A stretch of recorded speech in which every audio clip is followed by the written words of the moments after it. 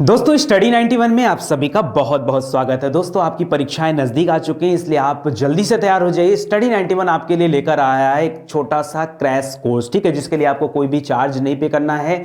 इसमें क्या किया जाएगा दोस्तों, कम समय में पूरे के पूरे सब्जेक्ट का रिवीजन आपको कराया जाएगा। विश्वास करिए, अगर आपको मैं कहूं कि सिंपल 1 2 3 वीडियो में पूरी की पूरी एंशिएंट हिस्ट्री को समराइज करके आपको दे दिया जाए यूट्यूब पर बिना किसी हेडेक के, तो कैसा रहेगा। आपको कहा जाए कि पूरी की पूरी मिडावल हिस्ट्री सिर्फ 2 क्लास में आपको पढ़ने के लिए मिलेगी। क्लास खूब लंबी रहेगी, 1.5 घंटे 2 घंटे की क्लास रहेगी, ठीक है, लेकिन पूरी मिडावल हिस्ट्री एक छोटा सा पॉइंट्स भी आपको छोड़ा नहीं जाएगा और पूरा का पूरा रिवीजन कराया जाएगा। क्यों? क्योंकि ये रिवीजन पैकेज है आपके एग्जाम के लिए, ठीक है। लास्ट टाइम अगर आप पढ़ के जाएंगे तो बेशक आपके एग्जाम में बहुत सारे पॉइंट फंसने वाले हैं, चाहे आप किसी भी एग्जाम की तैयारी कर रहे हो, ठीक है। अभी हाल फिलहाल में आपके बहुत सारे वनडे एग्जाम होने वाले हैं या कोई भी एग्जाम होने वाला है, देखिए स्टैटिक पॉइंट वहां पर डिस्कस किए जाएंगे और इस तरह के जो वीडियोस दिए जाएंगे ये सुबह के 10 बजे आपको स्टडी 91 के यूट्यूब चैनल पर अवेलेबल करा दिए जाएंगे, ठीक है। आप किसी भी परीक्षा की तैयारी कर रहे हो, चाहे पुलिस की तैयारी कर रहे हो, टीचिंग एग्जाम की तैयारी कर रहे हो, यूपीपीएससी की तैयारी कर रहे हो, यूपी ट्रिपल एससी की तैयारी कर रहे हो, लेखपाल दे रहे हो, कुछ भी दे रहे हो, कोई भी एग्जाम, आप बैंकिंग एग्जाम दे रहे हो, डिफेंस एग्जाम दे रहे हो, देखिए कोई भी एग्जाम देंगे, लेकिन आपके जो स्टैटिक पार्ट होते हैं, जैसे जो सब्जेक्ट के पार्ट होते हैं, मैं कहूं हिस्ट्री, ज्योग्राफी, पॉलिटी, साइंस, ये तो फिक्स होते हैं ना,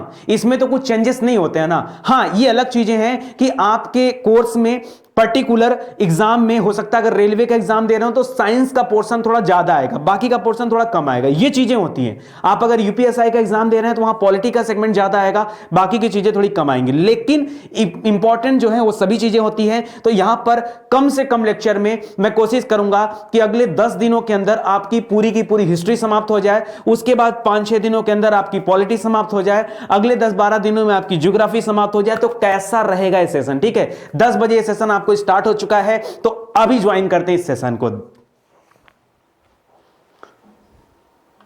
सबसे पहले दोस्तों आज मैं कुछ स्पेशल सीरीज में जो बात करने वाला हूं वो है गवर्नर जनरल। ये गवर्नर जनरल की स्पेशल सीरीज है जिसको स्पेशली तैयार किया गया है दिल्ली पुलिस को ध्यान में रखकर। जी हां दोस्तों, यानी अंग्रेजों की सत्ता जब स्थापित होती वहां से लेकर के जब अंतिम समय आता है, यानी लॉर्ड माउंटबेटन का नाम सुना होगा, भारत की आजादी के समय वो क्या थे, वायसराय थे, वहां तक की पूरी कहानी आज मैं सिर्फ एक वीडियो में बयां करने वाला हूं। बहुत ही प्यारा सा वीडियो है, चलिए इसके साथ शुरुआत करते हैं, ठीक है।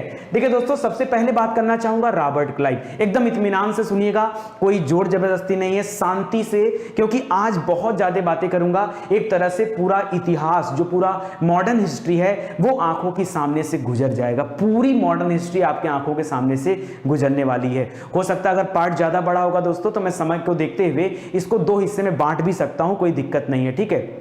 तो तैयार रहिए आप लोग, ठीक है। सबसे पहले नाम आता है दोस्तों, एकदम इत्मीनान से पढ़ते चलिए, कोई प्रेशर मत रखेगा। नाम क्या है? Robert Clive. दोस्तों रॉबर्ट क्लाइव का नाम आपने सुना होगा, मैं पिछले 2 दिन से रॉबर्ट क्लाइव की इतनी चर्चा कर दिया हूं कि आप सभी को याद हो गया होगा। एक बार फिर से चर्चा करता हूं ताकि फिर से आपको याद हो जाए। दोस्तों मैंने आपको बताया था कि जो बंगाल का नवाब था, कहां का, जो बंगाल का नवाब था उसका नाम था सिराजुद्दौला, ठीक है, सिराजुद्दौला। इस सिराजुद्दौला ने क्या किया, ठीक है, कुछ लोगों को बंधक बनाकर कहां डाल दिया, काल कोठरी में डाल दिया। उस काल कोठरी में बहुत सारे अंग्रेज व्यक्ति मर गए और उसमें से 23-24 व्यक्ति बच गए, जिसमें से एक व्यक्ति हालवेल था। वो हालवेल चला गया इसी लॉर्ड क्लाइव के पास, और क्लाइव क्या करता है, उसके बाद ठान लेता है कि अब हमें बंगाल पर हमला बोलना है, धावा बोलना है, और क्लाइव अपनी 300 सेनाओं की टुकड़ी लेकर के बंगाल पर हमला करने चला आता है। लेकिन वो बड़ा कूटनीतिज्ञ व्यक्ति था, उसने बंगाल की कुर्सी को हथियाने के लिए रास्ता बनाया मीर जाफर को, ठीक है। मीर जाफर जो कि सिराजुद्दौला का सेनापति था, उसके माध्यम से उसने बंगाल के नवाब को मारना चाहा। जी हां दोस्तों, आप जो सुन रहे हैं सही सुन रहे हैं। तो यहां पर जो इसका समय है दोस्तों, ये 1757 इसलिए है क्योंकि अच्छा, ये कोई गवर्नर नहीं था, ये कोई गवर्नर जनरल नहीं था, यह अंग्रेजों का एक टुकड़ी का सेनापति था, आप कह सकते हो। यहां पे जो हम टॉपिक जरूर कवर कर रहे हैं गवर्नर जनरल और वायसराय, लेकिन आपको ध्यान देना है कि रॉबर्ट क्लाइव जो है ये कोई गवर्नर जनरल नहीं है, ठीक है। वो सिर्फ क्या है, 300 सेनाओं की टुकड़ी का एक सेनापति है, तो वो बंगाल पर हमला करने के लिए आ जाता है, ठीक है। और इस लड़ाई में उसका सहयोग कौन देता है, मीर जाफर देता है। क्यों? गद्दी की लालच में। मीर जाफर को ऑफर किया जाता है कि अगर सिराजुद्दौला मारा जाता है तो मीर जाफर बंगाल का अगला नवाब बन जाएगा, और इसी लालच में मीर जाफर ने क्या किया, साथ दे दिया अंग्रेजों का, और यहीं से कहानी शुरू होती है, ठीक है। तो याद रखिएगा दोस्तों, ये है 1757 से 1760, ठीक है। ये 1757 से 1760 तक बंगाल इसी के अधीन रहा, ठीक है। 1760 में फिर अंग्रेजी सरकार ने इसको वापस इंग्लैंड बुला लिया कि एक काम करो रॉबर्ट क्लाइव, तुम चले आओ, ठीक है। ये वापस चला जाता है, दोबारा भी आएगा 1765 में। कब आएगा? 1765 में। तो इसके बाद जो अंग्रेजों का सेनापति हुआ, कौन हुआ? तो याद रखेगा हेक्टर मुनरो का नाम हम लोग पढ़ते हैं, वो भी काफी इंपॉर्टेंट है, तो उसको भी याद रखेगा, हेक्टर मुनरो, ठीक है। वो भी काफी इंपॉर्टेंट है, ध्यान रखिएगा। ये बक्सर की लड़ाई में था शामिल। किसमें? बक्सर की लड़ाई हुई थी, और यह लड़ाई हुई थी 1764 में, यह उसमें शामिल था।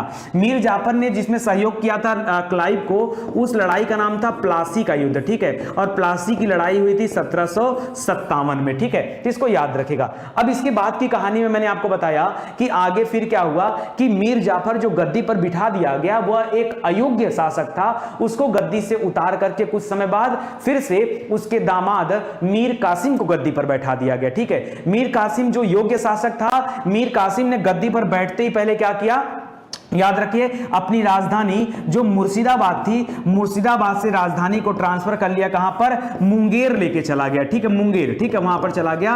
और अंग्रेजों के साथ थोड़ा सा हस्तक्षेप इसका बहुत ज्यादा होता था मीर कासिम का, इस वजह से अंग्रेजों ने कुछ समय बाद मीर कासिम को गद्दी से उतार दिया। क्यों? क्योंकि मीर कासिम को नवाब बनाना भी किसका काम था? अंग्रेजों का, तो बनाया उन्होंने। अब गद्दी से उतारना भी उनकी जिम्मेदारी थी, उतार दिया। उतारने के बाद फिर से दूसरा ऑप्शन क्या था कि फिर से मीर जाफर को गद्दी पर बिठा दिया जाए, और अंग्रेजों ने बिठा भी दिया। इसी बात से नाराज होकर के, मैंने बताया था, फिर से कहानी बता रहा हूं, तीसरी बार एक कहानी बता रहा हूं आपके बैच में, ठीक है। फिर से मीर कासिम को कहां भेज दिया गया? अच्छा, मीर कासिम को जब गद्दी से उतारा गया तो मीर कासिम क्या हो गया? एकदम तिलमिला उठा। जाहिर सी बात है, कोई नवाब की गद्दी पर बैठा हो और अचानक उससे उसकी गद्दी छीन लोगे तो आदमी तो तिलमिला ही जाएगा ना। तो यहां पर हुआ क्या, उसने ठान लिया कि हम जाएंगे, जो मुगल नवाब है मुझसे जो है क्या मांगेंगे? साथ मांगेंगे, और जो अवध के नवाब थे उनसे साथ मांगेंगे। तो उस समय मुगलों की बात करूं तो मुगलों में कौन था? शाह आलम द्वितीय। क्या नाम था? शाह आलम द्वितीय, ठीक है। शाह आलम द्वितीय वो गद्दी पर था, वो तैयार हो जाता मीर कासिम का साथ देने के लिए। और जो अवध का नवाब था, नाम था शुजाउद्दौला। क्या नाम था? शुजाउद्दौला। शुजाउद्दौला भी दोस्तों तैयार हो जाता है, ठीक है। और ये तीनों मिल करके अपनी संयुक्त सेना बना करके तब बक्सर की लड़ाई लड़ने आते हैं, लेकिन उसके बावजूद भी इनकी हार होती है। हेक्टर मुनरो जीत जाता है, और उसी के बाद दोस्तों 1765 में मजबूरन इनको इलाहाबाद की संधि करनी पड़ती है। इलाहाबाद की संधि 12 अगस्त 1765 को और 16 अगस्त 1765 को किया गया है। यह पूरी कहानी थी, ठीक है। अच्छा, अब दोबारा हेक्टर मुनरो को वापस बुला करके क्लाइव को दोबारा भेजा जाता है 1765 में। क्लाइव आने के बाद इलाहाबाद की संधि करवाता है और बंगाल में द्वैध शासन लगा देता है। क्या लगा देता है? द्वैध शासन। यह द्वैध शासन क्या होता है? द्वैध शासन माने दोहरा शासन। अच्छा, अंग्रेज हमेशा अपने आप को थोड़ा अलग रखना चाहते थे। अगर अंग्रेज चाहते तो अंग्रेज भी नवाब बन सकते थे, नहीं बन सकते थे क्या? अरे अंग्रेजों ने बंगाल के राजा को हटा दिया, जब वो मीर जाफर को राजा बना सकते थे, नवाब बना सकते थे, तो क्लाइव भी तो गद्दी पर बैठ सकता था, लेकिन क्लाइव गद्दी पर नहीं बैठा। क्यों? क्योंकि क्लाइव चाहता था, अच्छा मेन रीजन ये था कि बंगाल की जो प्रजा है वो अंग्रेजों के व्यवहार से खुश नहीं होती, ठीक है। ऐसे में विद्रोह हो सकते थे, तो प्रजा के बीच के किसी आदमी को अगर गद्दी पर बिठाया जाएगा तो चीजें कंट्रोल में रहेगी। इसीलिए अंग्रेजों ने क्या किया कि बंगाल में नवाब का शासन और बंगाल में मतलब ईस्ट इंडिया कंपनी का शासन, ठीक है, इन दोनों का शासन चलता था, इसलिए इसको द्वैध शासन का नाम दिया गया, ठीक है। तो ये द्वैध शासन का कांसेप्ट लाया, बंगाल में द्वैध शासन लगा भी दिया गया, ठीक है। आगे कह रहा है दोस्तों श्वेत विद्रोह। श्वेत विद्रोह भी किसके समय में हुआ था? याद रखेंगे, क्लाइव के समय में श्वेत विद्रोह हुआ। क्या था श्वेत विद्रोह? इतना ज्यादा आपकी परीक्षा में नहीं पूछा जाएगा, लेकिन फिर भी मैं आपको बता देता हूं, ठीक है। श्वेत विद्रोह में था क्या दोस्तों? जब क्लाइव दोबारा आता है ना 1765 से 67 के बीच में जब दोबारा आता है, तो क्लाइव का मानना यह रहता है कि ईस्ट इंडिया कंपनी में भ्रष्टाचार बहुत ज्यादा हो रहा है, ठीक है। उसने क्या किया कि बड़ा सख्त नियम बना दिया कि अब ईस्ट इंडिया कंपनी में काम करने वाले कर्मचारी किसी से किसी तरह का डोनेशन नहीं ले सकते हैं, किसी से गिफ्ट रिसीव नहीं कर सकते हैं, तमाम इस तरह की चीजें आई सामने, जिसकी वजह से अंग्रेजों ने ही विद्रोह कर दिया। किसने कर दिया? अंग्रेजों ने ही क्या कर दिया? विद्रोह कर दिया। जब अंग्रेजों ने विद्रोह कर दिया तो अंग्रेज को क्या बोला जाता था? गोरे। ये सब गोरे व्यक्ति थे, तो इसीलिए दोस्तों श्वेत, यहां पर कौन सा विद्रोह आया? श्वेत विद्रोह, यानी गोरे लोगों के द्वारा जो विद्रोह किया गया था उसी का नाम था श्वेत विद्रोह। ठीक है, तो इसको याद रखेगा। सीधे सीधे मुद्दा पूछे तो बताइए कि लॉर्ड क्लाइव की नीतियों की वजह से श्वेत विद्रोह हुआ था। बस इतनी सी बात आपको जानना है। यह गवर्नर जनरल की स्पेशल क्लास चल रही है और मुझे टाइम का इशू नहीं है, मैं आराम से आपको क्लास दूंगा। अगर लंबी क्लास बनी तो नेक्स्ट वीडियो में देखेंगे। देखो यार, हमें पढ़ना है मेहनत से, ठीक है कि नहीं? हमें बढ़िया से पढ़ाई करना है, उसमें कोई कमी कोई कोताही नहीं होना चाहिए। ठीक है, आगे चलिए देखते हैं। करक कर्मचारियों के उपहार लेने पर भी प्रतिबंध लगा दिया। अच्छा, ये उपहार ही क्या होता है? आज के जमाने में इसी को डोनेशन नाम से जाना जाता है। उपहार लेना क्या है? यही तो डोनेशन है। ठीक है, तो उपहार लेने से कर्मचारियों को मना कर दिया गया, प्रतिबंधित कर दिया गया। चलो, अच्छा अब क्या होता है दोस्तों? अब दोस्तों क्या होता है? अच्छा, आप एक टाइम पीरियड अगर आप देखेंगे, ध्यान दीजिएगा। अगर मैं क्लाइव की बात करूं, यहां पे लिख दे रहा हूं, अगर मैं क्लाइव की बात करूं दोस्तों, तो 1757 में क्लाइव आया था। कब आया था? 1757 में। ठीक है, और 1757 से लेकर 60 तक था, फिर 60 में वापस चला गया, फिर 1765 में आया, और फिर जो 2 साल तक फिर रहा। फिर बाकी के टाइम में क्या हुआ? ये 67 से लेकर के 72 तक में क्या हुआ? ये मामला खाली खाली सा था। ठीक है, अब अंग्रेजों के पास क्या था दोस्तों? क्योंकि जो इलाहाबाद की संधि हुई थी, उस संधि के तहत यह डिसाइड हुआ कि बंगाल, बिहार और उड़ीसा, इन तीनों की दीवानी अंग्रेजों को प्राप्त हो गई थी। दीवानी का मिलना मतलब प्रशासन में एंट्री कर जाना। ठीक है, दीवानी का मिलना मतलब अब अंग्रेज धीरे धीरे प्रशासन की तरफ घुसना चाह रहे थे और उनको एक रास्ता भी मिल गया। इसीलिए कहा जाता है कि अंग्रेजों की सत्ता स्थापित करने में बक्सर के युद्ध का बड़ा योगदान था। क्यों? क्योंकि बक्सर की लड़ाई के बाद अंग्रेजों को दीवानी जो मिल गई, बंगाल, बिहार, उड़ीसा की दीवानी जो मिल गई, ये अपने आप में बड़ी बात हो गई। ठीक है, अच्छा अब क्या हुआ दोस्तों? अगला गवर्नर बन के आता है वारेन हेस्टिंग। ये अब जो स्पेशली बंगाल का गवर्नर बना करके इसको भेजा जाता है कि जाओ जाओ तुम बंगाल के गवर्नर हो। ठीक है, बंगाल के। अभी क्लाइव क्या था? कोई गवर्नर नहीं था, क्लाइव एक छोटी सी सेना का सेनापति था। ठीक है, यहां पे वारेन हेस्टिंग को गवर्नर बना के भेजा जाता है 1772 में, और एक लंबा टाइम पीरियड ये रहता है भारत में। ठीक है, 1772 से आया आया आया आया, कब तक है? 1785 तक भारत में रहता है। सुनिए, अब इसके द्वारा कौन कौन से मुख्य कार्य किए गए, जहां परीक्षा में आपसे प्रश्न पूछा जाता है। लिख रहा है कि रेगुलेटिंग एक्ट। सुनिए, जो लिखा है मैं केवल उतना नहीं पढ़ाता हूं, ये लिखा इसलिए है कि मुझे ज्यादा मेहनत ना करनी पड़े, आपकी क्लास जल्दी समाप्त हो जाए। ठीक है, इसलिए पीछे लिखा। पीछे लिखने का मतलब ये नहीं कि नितिन सर को कुछ आता नहीं है। ठीक है, सुनिए ध्यान से। इसका नाम पड़ा रेगुलेटिंग एक्ट। रेगुलेटिंग एक्ट नाम ही क्यों पड़ा दोस्तों? एक शब्द है इंग्लिश में रेगुलेट। रेगुलेट माने क्या होता है? किसी चीज को नियंत्रित करना। रेगुलेटर आपने देखा होगा, आपके घर में गैस चूल्हे होंगे तो गैस सिलेंडर के ऊपर एक रेगुलेटर लगा होता है, और रेगुलेटर क्या करता है? वो नियंत्रित करता है। तो रेगुलेटिंग एक्ट क्या था? कि ये रेगुलेटिंग एक्ट जो था ये था कि कैसे भारतीयों को नियंत्रित किया जाए, कैसे यहां पर शासन व्यवस्था को स्थापित किया जाए, ये उसका एक तरीका था।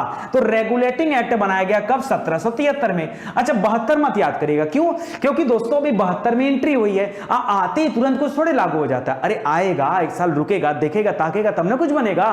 तो 1773 में रेगुलेटिंग एक्ट आ गया। लिख रहा है इसके अनुसार बंगाल के गवर्नर को अब अंग्रेजी क्षेत्र का गवर्नर जनरल कहा जाने लगा। क्या कहा गया? कि जहां जहां पर जो बंगाल का गवर्नर है, जहां जहां पर अंग्रेजी क्षेत्र होगा, मतलब जहां जहां पर अंग्रेजों का क्षेत्र होगा, चाहे उड़ीसा हो चाहे बिहार हो, ठीक है, उनको भी वहां का, इसको क्या बोला जाएगा? गवर्नर जनरल कहा जाएगा। ठीक है, तो परीक्षा में प्रश्न आता है कि भारत का बंगाल का, भारत का नहीं, अभी भारत की बात मत करिए, बंगाल का पहला गवर्नर जनरल कौन है? तो उत्तर क्या बताएंगे? वारेन हेस्टिंग है। ठीक है, वारेन हेस्टिंग था। ठीक है, जिसका कार्यकाल 5 वर्षों का निर्धारित किया गया था शुरुआत में, लेकिन बाद में एक्सटेंड कर दिया गया। ठीक है, कह रहा है कि मद्रास एवं मुंबई के गवर्नर को इसके अधीन कर दिया गया था। भाई आपसे बोला ना कि जहां जहां भी अंग्रेजी क्षेत्र हैं, चाहे वो नीचे साइड हो, मतलब गुजरात साइड हो, चाहे वो मद्रास साइड हो, चाहे वो बंगाल, बिहार, उड़ीसा साइड हो, कहीं भी हो, ठीक है, उन सभी को क्या कर दिया गया? इसके अधीन कर दिया गया। इस प्रकार भारत में कंपनी के अधीन प्रथम गवर्नर जनरल कौन थे? याद रखे, वारेन हेस्टिंग थे। ठीक है, तो इसको याद रखेगा, इंपॉर्टेंट है। आगे बढ़ते हैं दोस्तों।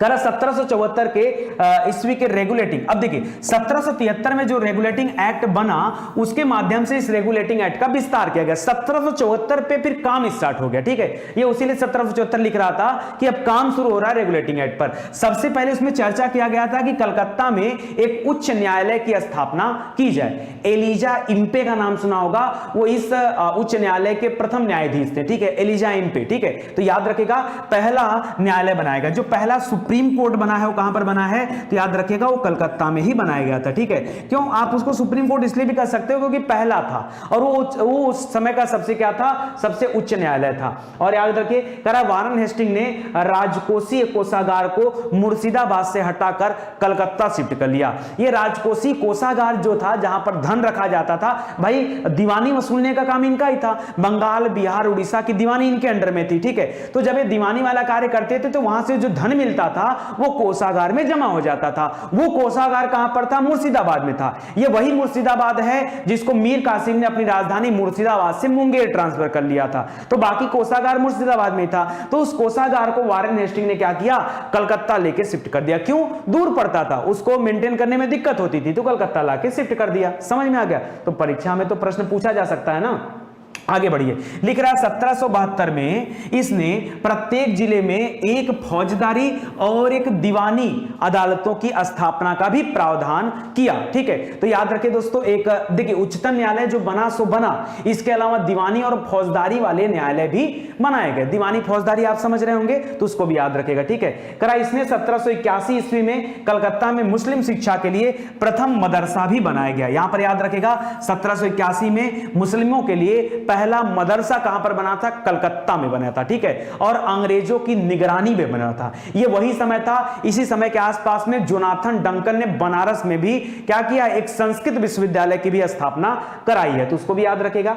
करा गीता के अंग्रेजी अनुवादक, ठीक है, जो गीता है ना हमारी, अरे गीता यार जिसमें भगवान श्री कृष्ण के उपदेश लिखे गए, उसके अंग्रेजी अनुवादक हैं, नाम है विलियम विल्किंस, ठीक है। विलियम विल्किंस ने गीता का अंग्रेजी भाषा में अनुवाद किया है और वो अनुवाद किसके समय में किया गया था, वारेन हेस्टिंग के समय में किया गया था। अच्छा, अब आपके मन में कभी कभी बात आती होगी कि वारेन हेस्टिंग के समय में अनुवाद वाला कार्यक्रम क्या चल रहा था। दोस्तों एक बात बता दूं, अच्छा क्या जरूरत थी अंग्रेजों को गीता का अनुवाद करने के लिए, आप बताओ, कभी मन में आपके ख्याल आया भाई क्या जरूरत थी। दोस्तों जरूरत यह थी कि हमें भारतीयों को समझने में मदद मिले। अगर किसी व्यक्ति को समझना है तो सबसे पहले आपको उसके धर्म को समझना पड़ेगा। अगर आपने उसके धर्म को समझ लिया तो आपने उस व्यक्ति को समझ लिया, ठीक है, उसके मन को समझ लिया, उसके विचारों को समझ लिया, क्योंकि हर व्यक्ति कहीं ना कहीं धर्म से प्रभावित होता है। इसलिए अंग्रेजों ने क्या किया, महाभारत आपने देखा होगा मुगलों के समय में भी, और हर समय में अनुवादक खूब रहे, उन्होंने किताबों को ट्रांसलेट किया है, तो इसने भी किया ट्रांसलेट, ठीक है। इसी सीरियल क्रम में दोस्तों आपने विलियम जोन्स का नाम सुना होगा। सबसे पहले 1784 में the Asiatic society of Bengal की स्थापना इन्हीं के निर्देशन में किया गया, विलियम जोन्स में।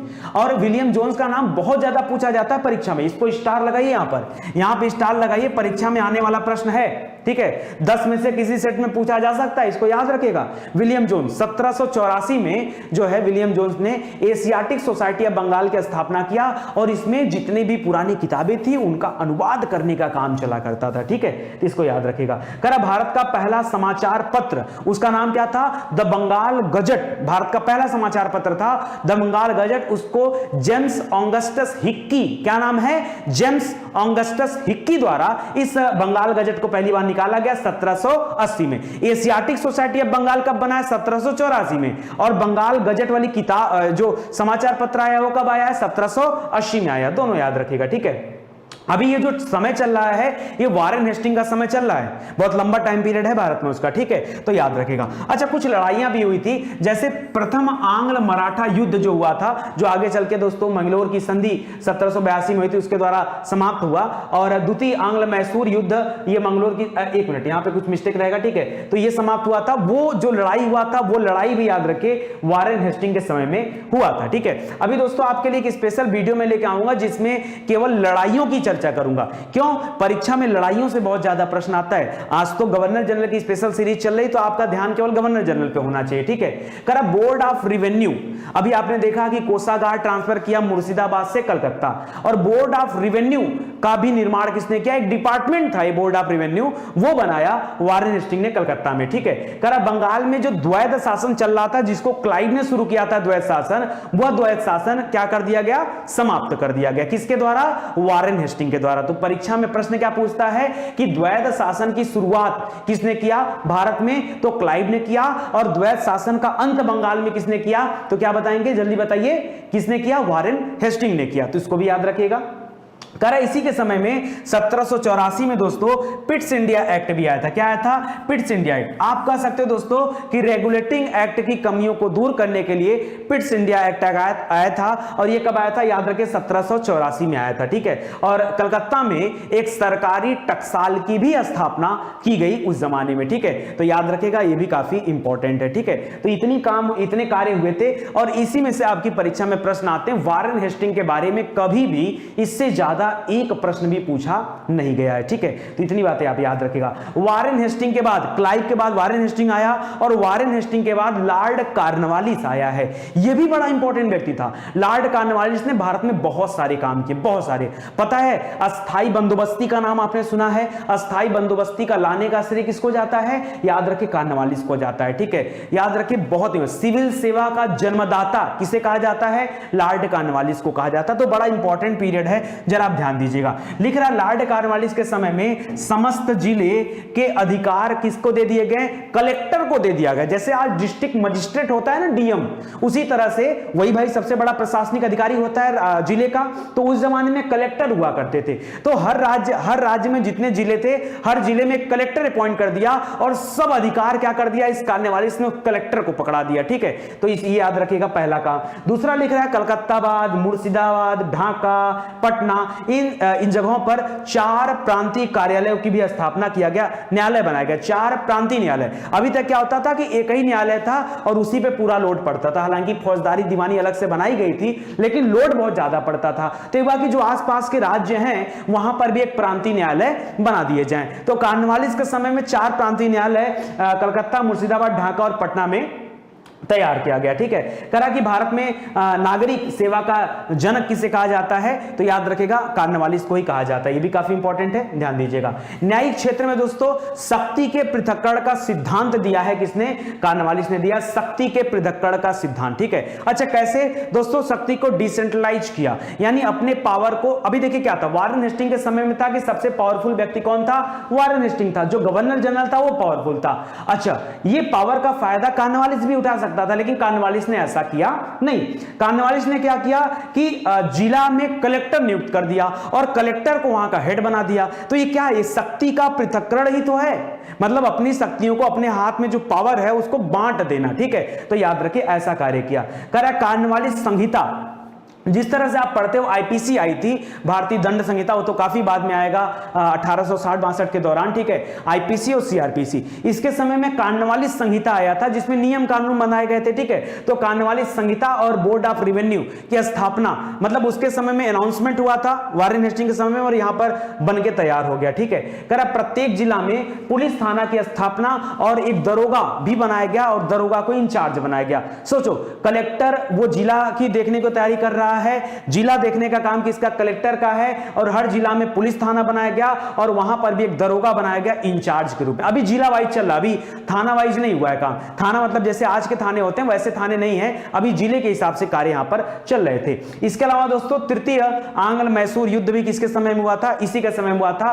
ये द्वितीय आंग्ल मैसूर युद्ध में आपको याद होगा हैदर अली की मृत्यु हो गई थी, याद है कुछ? हैदर अली टीपू सुल्तान का पिता, ठीक है। और तृतीय आंग्ल मैसूर युद्ध किसके समय में हुआ? कॉर्नवालिस। चतुर्थ आंग्ल मैसूर युद्ध में टीपू सुल्तान की मृत्यु हो जाती 1799 में, उसको भी याद रखेगा। इसके अलावा गाजीपुर में इसकी मृत्यु हो गई है कॉर्नवालिस में। इसका समाधि स्थल कहां पर है? गाजीपुर में बना हुआ है, ठीक है। उसको भी ध्यान दीजिएगा, इंपॉर्टेंट है। समझ में आ रहा है कि नहीं? आगे बढ़ते हैं, सर जॉनसोर के बारे में पढ़ते हैं। इत्मीनान से पढ़िए, कोई जल्दीबाजी नहीं है, ठीक है, तो ध्यान दीजिएगा। चलिए सर जॉन सोर के बारे में पढ़ते हैं। अब देखिए 1793 में जब कॉर्नवालिस गया तो 93 से लेकर 98 में कौन था? जॉन सोर था। करा इसने अहस्तक्षेप की नीति को अपनाया। किसकी नीति को?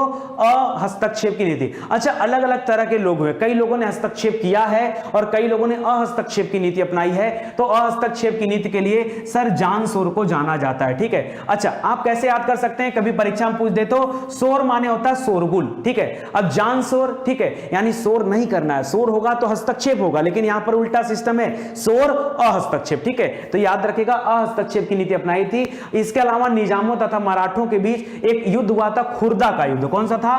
खुर्दा का युद्ध हुआ था। यह 1795 में हुआ था, उसमें भी इसी के समय में हुआ था। और 1793 का जो चार्टर एक्ट आया है, ठीक है, वो किसके समय में आया है? वो भी जॉन सोर के समय में आया है। स्टार्टिंग में क्या था दोस्तों? 1773 में आया था आपका रेगुलेटिंग एक्ट, फिर 1784 में पिट्स इंडिया एक्ट, फिर 1793 में आपका आ गया है क्या?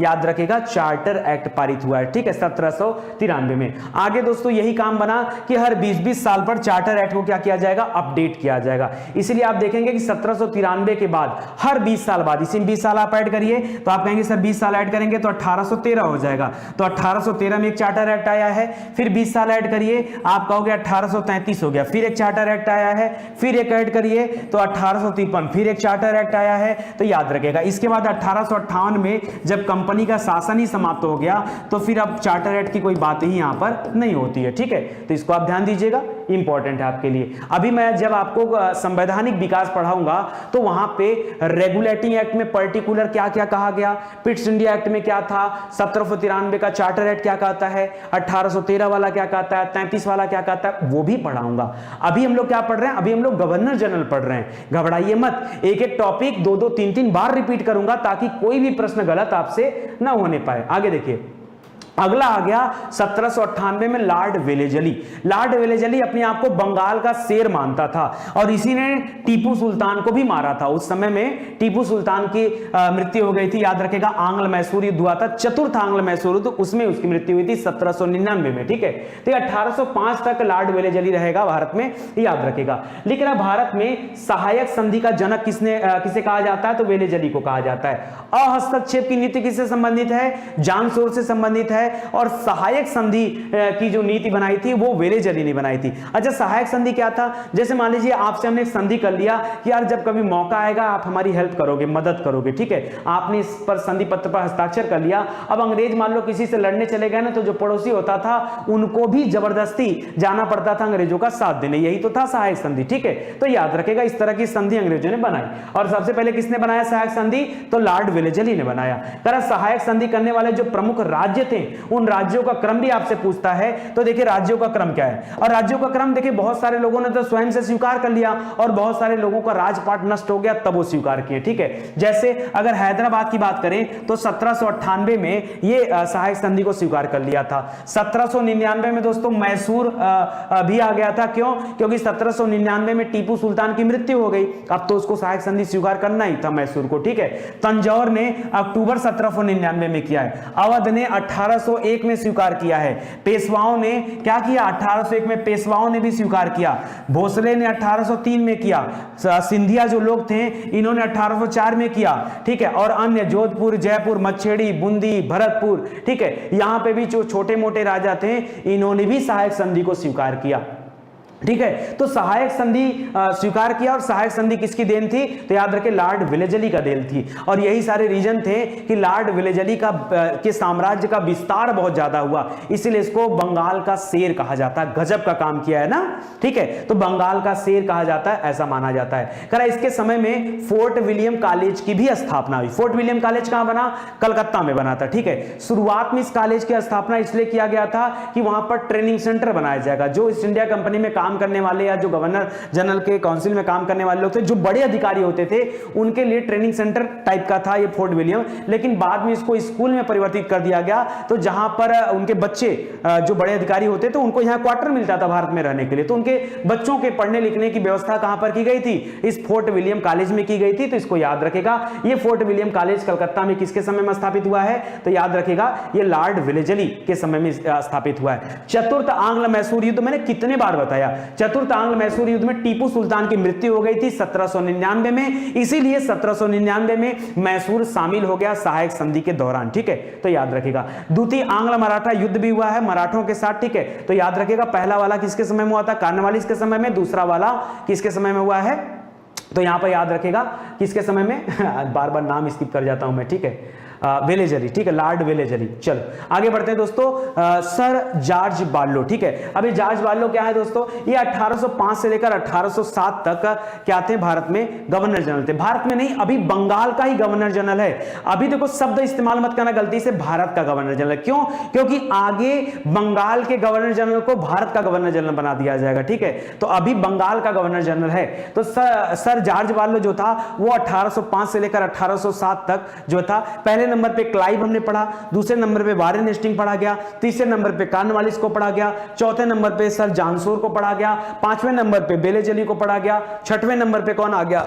जॉन बार्लो आ गया। दोस्तों जॉन बार्लो के समय में 1806 में वेल्लोर का सिपाही विद्रोह हुआ था। इसमें सिपाहियों ने विद्रोह किया था। दोस्तों अभी मैं आपको यह पढ़ा रहा हूं। ठीक है, इसके बाद जो टॉपिक शुरू करूंगा ना उसमें सिपाही विद्रोह पढ़ाऊंगा। सिपाही विद्रोह ने भारत में जितने भी विद्रोह हुए हैं, ठीक है, उन सभी विद्रोह का एक स्पेशल वीडियो आपको बना के दूंगा, ताकि परीक्षा में किसी भी विद्रोह से एक सिंगल क्वेश्चन भी आए तो आप उसके लिए तैयार रहना। देखो पता है स्टडी 91 पर आप आ गए हो तो आपकी जिम्मेदारी मेरी है। ठीक है, आप बस मन लगा के पढ़ो। ये जो पीडीएफ आप लोग मांग रहे हैं ना, मैं पीडीएफ भी दे दूंगा आपको। क्यों परेशान है पीडीएफ के लिए?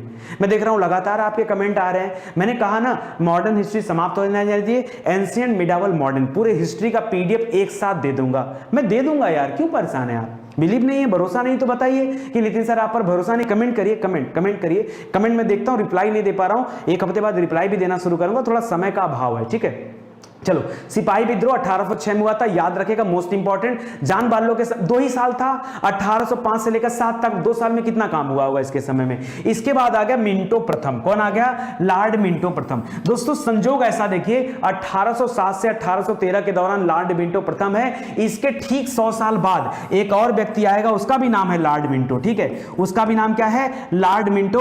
तभी उसको कहा जाता है लॉर्ड मिंटो द्वितीय। क्या कहा जाता है? लॉर्ड मिंटो द्वितीय, क्योंकि प्रथम ये वाले। ठीक 100 साल बाद मुलाकात होगी। ठीक है, अरे 100 साल बाद जब लॉर्ड कर्जन वापस जाता है, जो बंगाल का विभाजन किया रहता है, जब वो वापस चला जाता है तो उसके बाद मिंटो ही आता है 1805 के बाद। ठीक है, तो याद रखिएगा 1905 के बाद मिंटो आता है, लॉर्ड मिंटो द्वितीय। ये लॉर्ड मिंटो प्रथम है। करा इसके समय में 1813 में क्या हुआ? चार्टर एक्ट पास हुआ। एकदम जाते जाते अंतिम समय की घटना है। 20 साल बाद अपडेट होना था। इसके पहले चार्टर एक्ट कब आया था? 1793 में आया था। तो ये 1813 वाला चार्टर एक्ट यहां पर आ जाता है। इस चार्टर एक्ट में क्या खास बात थी दोस्तों? तो याद रखिए चीन के साथ अच्छा यहां पर कुछ व्यापारों पर एकाधिकार की बात आती है। ठीक है, 1813 पर और 33 दो आए हैं। 33 वाले में तो दोस्तों व्यापार को पूरी तरह से रोक दिया गया, खाली चीन के साथ चाय को व्यापार को छोड़ करके बाकी समस्त व्यापार किसके अंतर्गत आ गए? इसके अंतर्गत आ गए। ठीक है, तो ये एक अलग से हुआ था। 1813 वाले में इंपॉर्टेंट है कि यहां पर ईसाई मिशनरियों का प्रवेश हुआ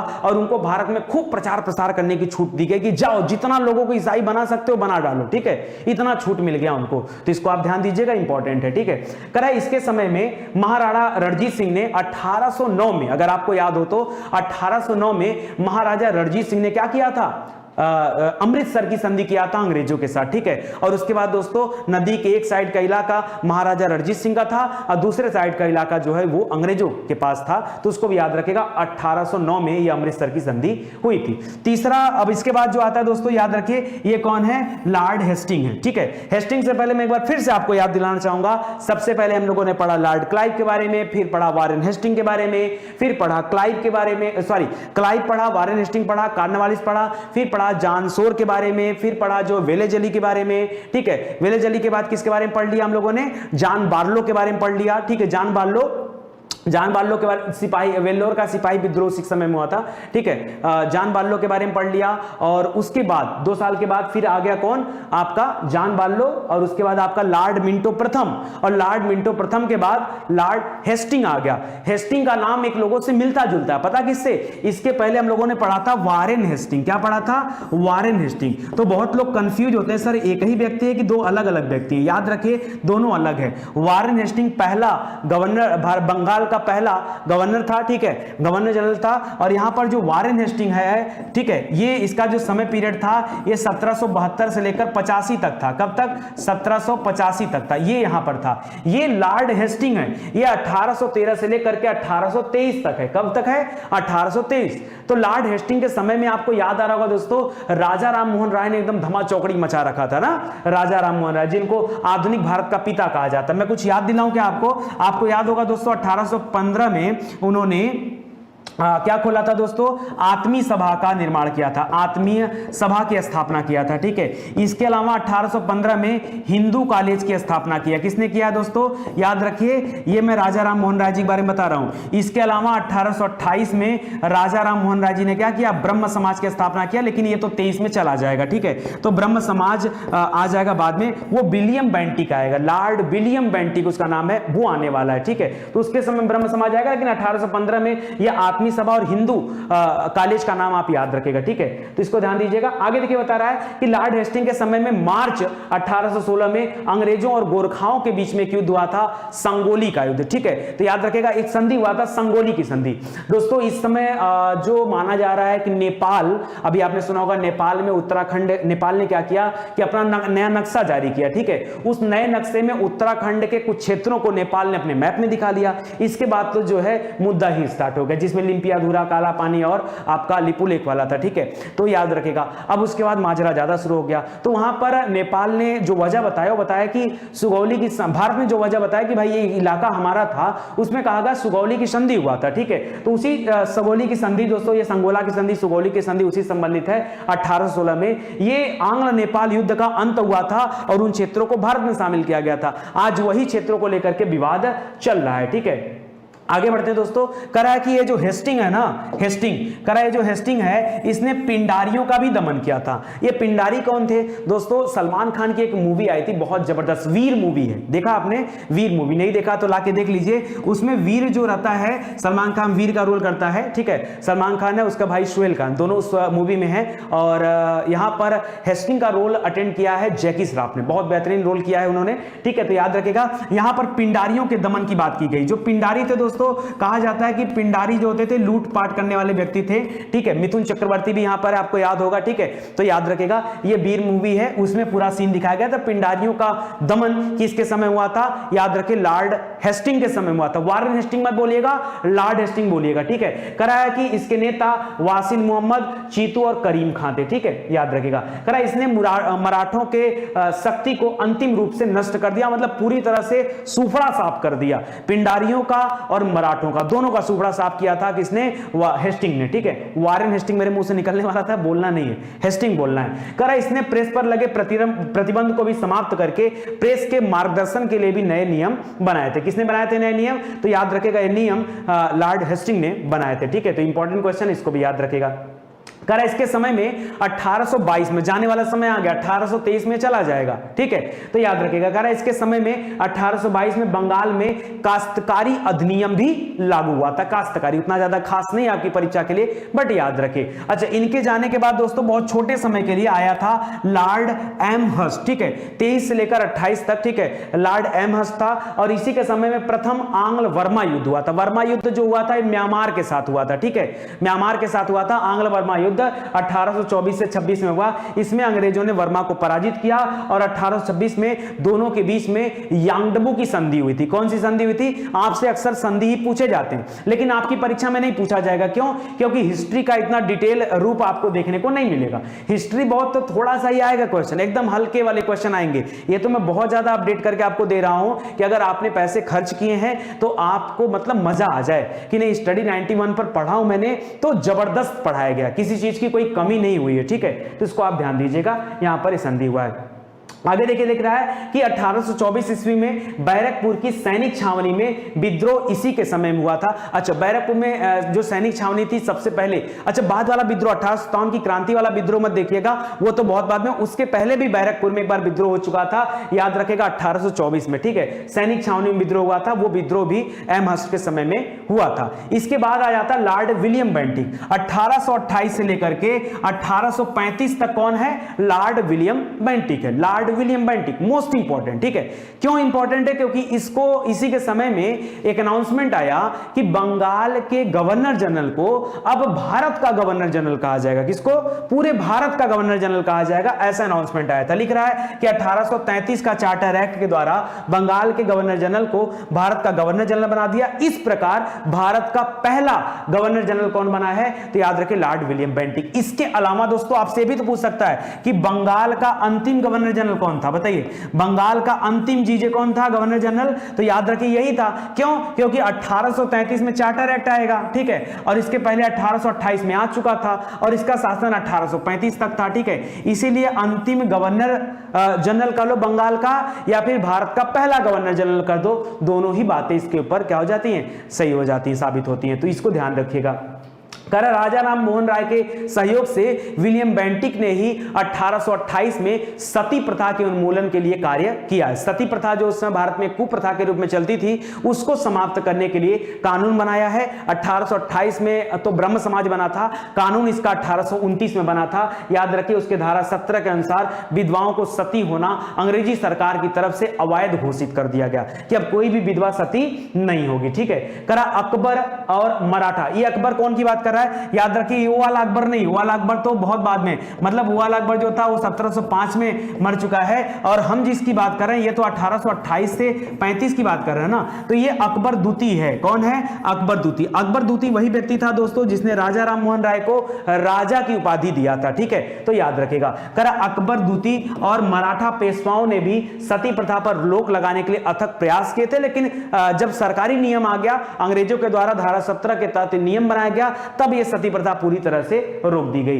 बेंटिक ने कर्नल स्लीमन की सहायता से, अच्छा उस जमाने में ठगों वाला भी काम बड़ा चलता था, आपने ठग्स ऑफ हिंदुस्तान देखा होगा ना, उसमें ठगी देखा होगा, तो उस जमाने में ठगों का काम भी बहुत चलता था। तो विलियम बेंटिक ने ठगी प्रथा को समाप्त करने के लिए कर्नल स्लीमन को नियुक्त किया और उसने जो है वो 1830 में समाप्त किया ठगी प्रथा को। तो याद रखेगा 1829 में सती प्रथा को समाप्त किया गया, 1830 में ठगी प्रथा को समाप्त किया गया और दोनों परीक्षा की दृष्टि से प्रश्न क्या है? इंपॉर्टेंट है, ठीक है। आगे देखिए, इसी के समय में मैकाले की अनुशंसा पर, मैकाले जो कि एक चौथा विधि सदस्य के रूप में शामिल किया गया था कार्यकारी परिषद में, ठीक है, और उसको जो है ध्यान में रखते हुए मैकाले ये विधि सदस्य के रूप में था और इसकी अनुशंसा पर अंग्रेजी को शिक्षा का माध्यम बनाया गया, ठीक है, और मैकाले द्वारा कानून का वर्गीकरण भी किया गया। मैकाले बड़ा ही खराब व्यक्ति था दोस्तों, इसने मतलब बोला था कि भारत के जितने भी ग्रंथ हैं उससे कहीं ज्यादा ज्ञान अंग्रेजों की एक लाइब्रेरी के एक खाने में रखी हुई किताबों से मिल सकता है, ठीक है, ऐसी बात कहा था किसने? तो याद रखे मैकाले ने ही कहा था, ठीक है। कहा कि इसने न्यायालय में फारसी के स्थान पर स्थानीय भाषाओं को प्रयोग करने की अनुमति दिया था। अच्छा, इसके समय में जो सबसे इंपॉर्टेंट काम है विलियम बेंटिक के समय में कि जो न्यायालय थे उसमें फारसी भाषा में चीजें होती थी। जैसे आज अपनी न्यायालय की बात करेंगे तो वहां पर अंग्रेजी भाषा में कार्य किए जाते हैं, टोटल अंग्रेजी भाषा में, तो यहां पर फारसी भाषा होता था, तो यह हुआ कि स्थानीय भाषा में भी काम किया जाना चाहिए। इसके अलावा दोस्तों शिशु बालिका की हत्या पर भी प्रतिबंध लगाया गया और भारत का प्रथम गवर्नर जनरल के रूप में इसको याद रखा जाता है। अगला है चार्ल्स मेटकाफ, ये 1835 से लेकर 36, बहुत छोटा टाइम पीरियड है, ठीक है, ये आया और इसको समाचार पत्रों का मुक्तिदाता कहा जाता है। क्यों? क्योंकि याद रखिए समाचार पत्रों पर लगे प्रतिबंधों को इसने समाप्त किया, इसीलिए ये कहा जाता है, ठीक है, चार्ल्स मेटकाफ। तो 35 से लेकर 36 तक। इसके बाद आया छोटे पीरियड के लिए लॉर्ड ऑकलैंड, ठीक है, 1836 से लेकर के 1842 तक लॉर्ड ऑकलैंड है, ठीक है, याद रखिएगा ऑकलैंड, ठीक है, और 1839 में इसने दिल्ली से कलकत्ता तक क्या बना दिया? एक रोड बना था पहले से, रोड तो ऐसे शेरशाह सूरी ने बनवाया था। शेरशाह सूरी का नाम सुना होगा, जिसने चौसा का युद्ध किया हुमायूं के साथ 1539 में और बिलग्राम का युद्ध किया 1540 में और 1545 में कालिंजर अभियान के दौरान शेरशाह सूरी की मृत्यु हो गई। ये शेरशाह सूरी ने जो जीटी रोड बनाया था, जिसको आज हम ग्रांड ट्रंक रोड के नाम से जानते हैं, उसका मरम्मत कराने का कार्य किसने किया था? सबसे पहले लॉर्ड ऑकलैंड ने किया था, ठीक है, तो याद रखेगा। इसके अलावा प्रथम आंग्ल अफगान युद्ध, अ से आंग्ल, अ से अफगान और अ से ऑकलैंड, याद रखेगा। तो कभी परीक्षा में आ गया तो अ याद रखेगा, ठीक है। 1838 से 42 के बीच में लड़े गए, यह युद्ध समाप्त हुआ और इसी में दोस्तों राजा रणजीत सिंह और शाह शुजा के बीच और अंग्रेजों के बीच एक त्रिदलीय समझौता भी हुआ है, इसको भी ध्यान दीजिएगा। इसके बाद आया दोस्तों लॉर्ड एलनबरो, ठीक है। एलनबरो का समय है 1842 से लेकर के 44 तक और इसमें दोस्तों दास प्रथा को समाप्त किया गया। इसके पहले आपने देखा ठगी प्रथा को, सबसे पहले 1829 में सती प्रथा को, 1830 में ठगी प्रथा को समाप्त किया गया विलियम बेंटिक के द्वारा, लेकिन यहां पर दास प्रथा को समाप्त किया गया 1843 में लॉर्ड एलनबरो के द्वारा, ठीक है। तो इसको भी याद रखेगा।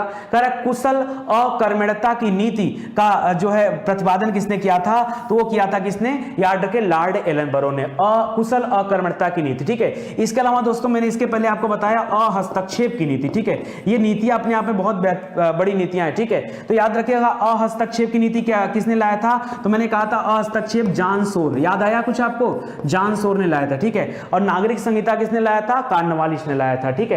और सहायक संधि किसने लाया था, लॉर्ड वेलेजली ने लाया था। लाया था कि नहीं, ज्यादा हो गया क्या आज के लिए, रोक दूं, अभी नहीं रोकूंगा।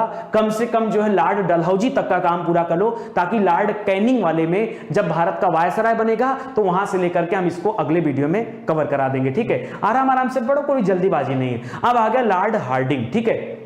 लॉर्ड हार्डिंग भी दो थे दोस्तों, आगे आएंगे, ठीक है। अभी तो हार्डिंग प्रथम है, ठीक है। तो याद रखेगा, लिख रहा है लॉर्ड हार्डिंग, लिख रहा है कि यह इसके समय में प्रथम आंग्ल सिख युद्ध हुआ है, पहला आंग्ल सिख युद्ध हुआ है, क्योंकि राजा रणजीत सिंह की मृत्यु होने के बाद अंग्रेज उसी दिन का इंतजार करते कि राजा रणजीत सिंह जाएं कि हम सिखों के ऊपर हमला करें, ठीक है। तो याद रखें 45 से 46 के दौरान हुआ है, फिर 46 के बाद 47 छोड़ के फिर 1848 में फिर लड़ाई होगा, ठीक है। यह लगातार होता है, लेकिन 48 में डलहौजी आ जाएगा, ठीक है। और इसके अलावा नरबली प्रथा को भी प्रतिबंधित किया, किसने, लॉर्ड हार्डिंग ने प्रतिबंधित किया। तो इसको याद रखेगा, ठीक है। करा कि लॉर्ड डलहौजी होगा, जलहौजी नहीं, मिसप्रिंट है यहां पर, ठीक है। तो यहां लिखिएगा लॉर्ड डलहौजी, ठीक है। लॉर्ड डलहौजी की बात करें दोस्तों तो 1848 से लेकर 1856 में देखिए चला जाएगा। 1857 की क्रांति ये नहीं देखा है, ठीक है। क्रांति के समय में कौन आ गया है, कैनिंग आ गया, कौन आ गया, कैनिंग, ठीक है। लॉर्ड कैनिंग वो आ जाता है। करा कि सार्वजनिक निर्माण विभाग, जिसको आज हम पीडब्ल्यूडी के नाम से जानते हैं, पब्लिक वर्क डिपार्टमेंट, ठीक है, पीडब्ल्यूडी, उस सार्वजनिक निर्माण विभाग की स्थापना किसने किया था, याद रखेगा, लोक सेवा विभाग और सार्वजनिक निर्माण विभाग की स्थापना लॉर्ड डलहौजी ने किया है। इनसे पहले पीडब्ल्यूडी किसने बनाया था, तो अगर मध्यकालीन भारत के इतिहास की चर्चा करें तो वहां पर फिरोज शाह तुगलक ने बनाया था, पीडब्ल्यूडी बनवाया था, बाग लगवाए थे, नहर खुदवाया था, अनाथालय बनाया था, और जो है अस्पताल बनवाए थे, कुएं खुदवाए थे, जलाशय बनवाए थे, बहुत सारा काम किया था, किसने, फिरोज शाह तुगलक ने। इसके अलावा जजिया कर भी लगाया था, वो भी याद रखिए, ठीक है। और इसके अलावा कुतुब मीनार का 5वां फ्लोर भी बनवाया था, ठीक है, वो भी याद रखिए। आगे देखिए, करा 1856 में अवध को कुशासन का आरोप लगा करके कहां मिला दिया गया, अंग्रेजी साम्राज्य में मिला दिया गया। कब, 1856 में। इसके पहले बहुत सारे राज्यों को मिलाया गया, अभी बताता हूं। उस समय अवध का जो नवाब था वो एक नाबालिग था, वाजिद अली शाह, उसको जो है हटा करके नवाब से फिर इसको परमानेंटली यहां मिला दिया गया, जबकि अवध को पहले भी शामिल किया जा चुका था सहायक संधि के तौर पर, लेकिन यहां पर हमेशा हमेशा के लिए अवध का काम समाप्त हो गया। लिख रहा है शिक्षा संबंधी सुधारों में डलहौजी ने 1854 में एक आया था चार्ल्स वुड डिस्पैच, याद है आपको, मैंने पढ़ाया, बहुत डिटेल में आपको पढ़ाया गया, ठीक है, चार्ल्स वुड डिस्पैच, ठीक है। तो ध्यान दीजिएगा, चार्ल्स वुड डिस्पैच को लागू कर दिया गया। उसके अनुसार क्या था कि हर जिले में एक एंग्लो वर्नाकुलर कॉलेज खोले जाएंगे, स्कूल खोले जाएंगे, और प्रमुख नगरों में कुछ सरकारी कॉलेजेस खोले जाएंगे। 1857 में 3 अलग अलग प्रेसिडेंसियों में, कलकत्ता में, मद्रास में और बंगाल में 3 विश्वविद्यालय भी खोले गए, ठीक है, जो आज हम विश्वविद्यालय के रूप में देख रहे हैं। इसके अलावा प्रत्येक प्रदेश में शिक्षा निदेशक भी नियुक्त किया गया। तो इतना काम हुआ था किसके समय में, लॉर्ड डलहौजी के समय में। आपको सारी बातें याद रखनी है, आपके लेवल से ऊपर जाकर के पढ़ाया जा रहा है। अगर आपको बिलीव ना हो तो आप दिल्ली पुलिस का सिलेबस उठा के देख सकते हैं, ठीक है, बहुत ऊपर जाके लेवल पढ़ाया जा रहा है, ठीक है। आगे देखिए, डलहौजी को भारत में रेलवे का जनक माना जाता है। डलहौजी को क्या मानते हैं, भारत में रेलवे का जनक माना जाता है। क्यों, क्योंकि 16 अप्रैल 1853 को सबसे पहले मुंबई से थाड़े के बीच में 34 किलोमीटर की दूरी में यह रेल चलाया गया था, डलहौजी के समय में ही। डलहौजी के समय में 3-4 बड़े बड़े काम हुए हैं, जैसे रेलवे चला है, इसके अलावा पोस्ट ऑफिस एक्ट आया है जिसमें डाक टिकट वगैरह सुनने को मिलता है, तार व्यवस्था की शुरुआत हुई है, तार भेजा जाता था, जैसे आज के जमाने में फोन से बात होता है, उसी तरह से पहले तार भेजा जाता था, यह भी पोस्ट ऑफिस की तरह से होता था। तो याद रखेगा ये सभी कार्य डलहौजी के समय में हुए हैं। 1854 में नया पोस्ट ऑफिस एक्ट पारित हुआ और भारत में पहले डाक टिकट जारी किया गया और इसी डाक टिकट के माध्यम से क्या हुआ, थोड़ा सा रेवेन्यू जनरेट हो जाता था और यह व्यवस्था चल पाती थी। करा इसने कलकत्ता और आगरा के बीच पहली बार तार सेवा भी शुरू करवाया। किसने? लॉर्ड डलहौजी ने कराया। करा इसी के समय में भारतीय नागरिक सेवा हेतु प्रथम प्रतियोगिता भी आयोजित किया गया। ठीक है, याद रखेगा जो प्रथम नागरिक प्रतियोगिता हो रही थी, ठीक है, जिसमें लोक सेवा विभाग की स्थापना भी की गई बाद में, यह सारा काम इसके अंतर्गत हुआ है। दोस्तों इसकी जो नीति थी, हड़पने की नीति थी, उसको डॉक्ट्रिन ऑफ पॉलिसी कहा जाता है या इसको व्यपगत के सिद्धांत कहा जाता है। डॉक्ट्रिन ऑफ लैप्स बोला जाता है, डॉक्ट्रिन ऑफ लैप्स पॉलिसी पूरा डिटेल में, और ऐसे बोलते हैं व्यपगत के सिद्धांत, व्यपगत नीति के सिद्धांत। ठीक है, जिसके तहत ब्रिटिश समाज में मिलाए गए जो राज्य थे उसमें सबसे पहले मिलाया गया था सतारा, कब? 1848 में। फिर जैतपुर और संभल को कब मिलाया गया? 1849 में। बघाट को मिलाया गया 1850 में। उदयपुर राजस्थान में उसको मिलाया गया 1852 में। झांसी को मिलाया गया 1853 में। नागपुर को मिलाया गया 54 में। करौली को मिलाया गया 55 में। ठीक है, इसी तरह से, और 56 में किसको मिला दिया गया? अवध को भी मिला दिया गया। ठीक है, जिसमें वाजिद अली शाह को हटा करके, ठीक है, मिला दिया गया इसको भी। अब देखिए इसके बाद आ जाता है लॉर्ड कैनिंग। दोस्तों लॉर्ड कैनिंग के समय में 1857 की क्रांति हुई है। कहा जाता है कि अंग्रेजों का मानना था कि अंग्रेज मान चुके थे कि इस क्रांति की आंधी में अंग्रेजों की सत्ता उखड़ जाएगी। यह इस क्रांति में हमें आजादी तो नहीं मिला, लेकिन इस क्रांति ने ईस्ट इंडिया कंपनी से हमें निजात दिला दिया। क्यों? क्योंकि 1858 में ईस्ट इंडिया कंपनी का जो शासन भारत में था उसको समाप्त कर दिया गया। किसके द्वारा?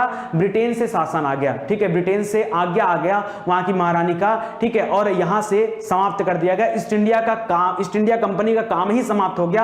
अब जो गवर्नर जनरल था, कौन था? Lord Canning. अब उस गवर्नर जनरल को भारत में क्या बना दिया गया? वायसराय बना दिया गया। तो मैं चाहता हूं ये वाला जो टॉपिक रहे वो आपको अगले वीडियो में दिया जाए, ताकि, क्योंकि अब यहां जरूरत से ज्यादा चीजें आपको याद रखनी। पढ़ाने को मैं पढ़ा सकता हूं, ठीक है, कोई दिक्कत नहीं है, लेकिन यहां पर अगर कुछ ज्यादा पढ़ाऊंगा तो आपको होगी परेशानी। तो यहां से दोस्तों हम लोग अगले वीडियो में कवर करेंगे लॉर्ड कैनिंग से लेकर के कहां तक का काम होगा, लॉर्ड कैनिंग से लेकर के आपका लॉर्ड माउंटबेटन तक बहुत सारी बातें होंगी, सभी बातों की चर्चा किया जाएगा। घबराइए मत, देखिए आने वाला है 6-7 क्वेश्चन ही आने वाला आपकी परीक्षा में, दिल्ली पुलिस में, इस पूरे हिस्ट्री से, चाहे वो एंशिएंट हो, मिडावल हो, मॉडर्न हो, लेकिन फिर भी मैं पूरी बातों को पढ़ाऊंगा। और इसी तरह से इंडियन ज्योग्राफी, वर्ल्ड ज्योग्राफी और फिजिक्स, केमिस्ट्री, बायो सब चलेंगे, परेशान मत होइए। बहुत सारे बच्चों का मैसेज आ रहा था सर करंट अफेयर और कंप्यूटर भी स्टार्ट कीजिए। देखिए परेशान मत होइए, बहुत जल्द स्टार्ट होने वाला, अभी एडमिशन प्रक्रिया चल रही है, इस वजह से ज्यादा विषय में स्टार्ट नहीं कर रहे। बाकी मैथ और रीजनिंग आप लोग बराबर प्रैक्टिस करते चलिए। जो यूट्यूब चैनल पर आपको मॉक टेस्ट कराए जा रहे हैं वो भी जाकर अटेंड करिए। ठीक है, ध्यान दीजिएगा, जो आपके लिए ज्यादा लाभकारी साबित होंगे। ठीक है, चलिए मिलते हैं अगले लेक्चर में, तब तक के लिए धन्यवाद और जय हिंद, जय Bharat. Thank you so much.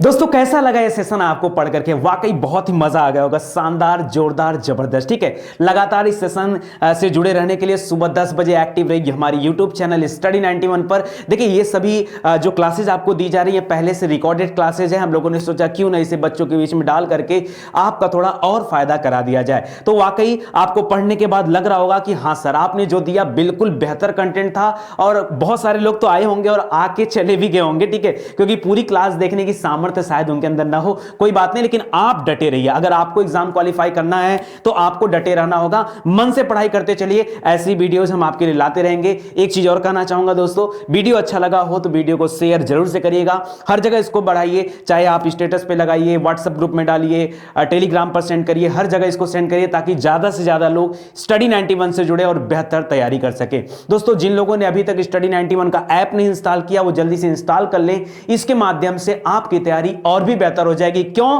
क्योंकि एप्लीकेशन पर 4000 से अधिक वीडियोस आपके लिए अवेलेबल कराए गए, जिसके माध्यम से आप अपनी परीक्षा की पूरी तैयारी निःशुल्क कर सकते हैं। इसके अलावा बहुत सारे पेड कार्यक्रम भी स्टार्ट कर दिए गए हैं। वहां पे क्या है कि एग्जाम ओरिएंटेड क्लासेस चलती हैं, नंबर ऑफ टीचर्स ज्यादा होते हैं, डेली आपकी 6 से 7 घंटे की क्लासेस दी जा रही हैं। तो आप हमारे यूट्यूब चैनल से जुड़े ताकि आपकी बेहतर स्टडी हो पाए। ठीक है, बाकी जितने प्रीवियस ईयर पेपर है, मॉक टेस्ट पेपर है, क्वेश्चन आंसर है, प्रैक्टिस सेट है, करंट अफेयर है, टॉपिक करंट अफेयर है, ऑल टू ऑल सब कुछ हमारे एप्लीकेशन, वेबसाइट दोनों जगह पर फ्री ऑफ कॉस्ट रखे गए, उनका कोई भी चार्ज आपको नहीं देना है। तो आइए आप हमारे यूट्यूब चैनल, हमारी वेबसाइट, हमारे एप्लीकेशन प्रोग्राम से जुड़िए और अपने जीवन को सही दिशा दीजिए। देखिए, कुल मिला जुला करके सक्सेस पाना है, और सक्सेस पाना है तो कहीं ना कहीं किसी एक का हाथ पकड़कर आपको चलना होगा।